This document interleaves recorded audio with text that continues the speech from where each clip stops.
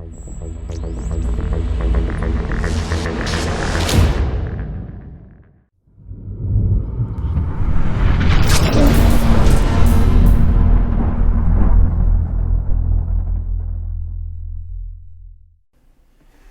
everybody, Ronnie here.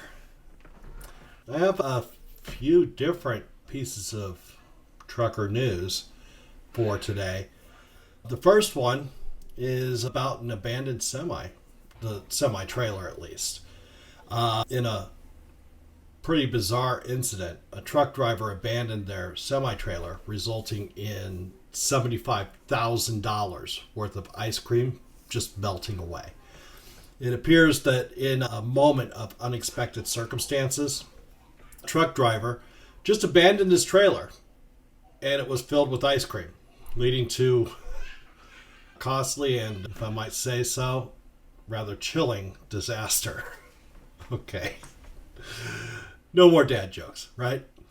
Anyhow, according to witnesses, the driver parked the vehicle and just disappeared, leaving the melting ice cream behind.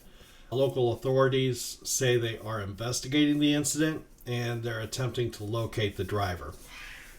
I don't think I really need to say this, but no matter how bad things get in wherever you are, okay, complete the load, especially if it's a reefer load, okay? That's just, it's the right thing to do, and the last thing you want on your record is that you abandoned a load of perishable food.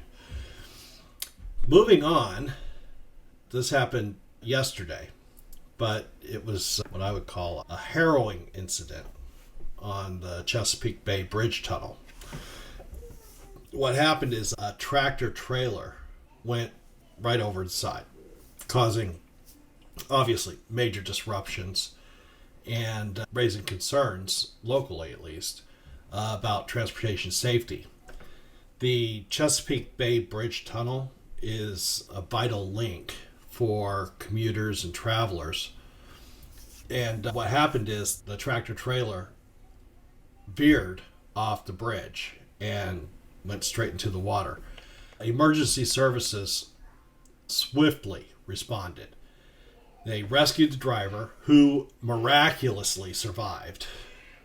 They haven't said what is the cause of the accident, but it did cause, of course, major traffic delays. The authorities are conducting investigations to determine the cause of the accident and see if they can make sure that such incidents are prevented in the future. With this, there are a couple of things that I can think of that could have led to it. Maybe the trucker was cut off by a four-wheeler. Okay, that happens. Maybe the semi, blew a drive tire. For those of you that have not experienced this wonderful happening, it's as bad as things can get in a semi. The tire goes and the truck goes right where the tire would have been.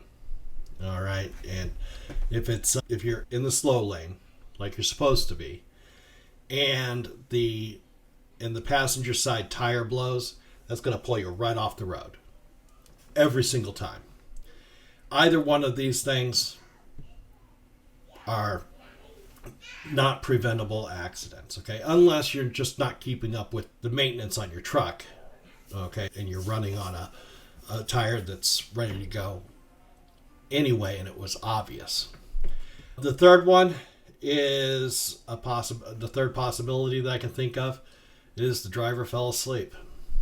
Okay, that's unfortunate. That's why we have the hours of service rules. Or the driver had a medical emergency. We've all seen that happen before as well. Let me know what you think could have been the issue down in the comments below. I have one more thing that I wanted to share with you. This also happened yesterday I think it was yesterday. Might have been the day before. But it was another incident involving a semi-truck. And yesterday, a semi-truck was attempting to exit Interstate 70.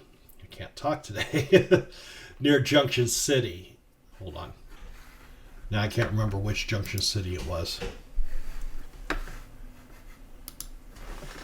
But I can find it. There's a Junction City right down the road from me. Junction City, Kansas. That's what it was. It was trying to exit Interstate 70 near Junction City, Kansas, and it lost control due to excessive speed. As you can imagine, the semi dramatically, I'm sure, rolled over, and the driver fortunately sustained only minor injuries, but he was taken to the hospital for treatment. This incident serves as a reminder of the importance of adhering to the speed limits and practicing caution while operating heavy vehicles.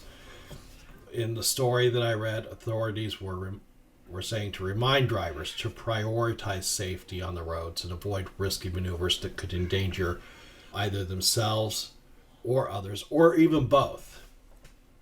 The fact is, they put the signs up there. It shows us that there's a tight curve. It says how much speed you should be carrying into the curve, okay, the maximum amount.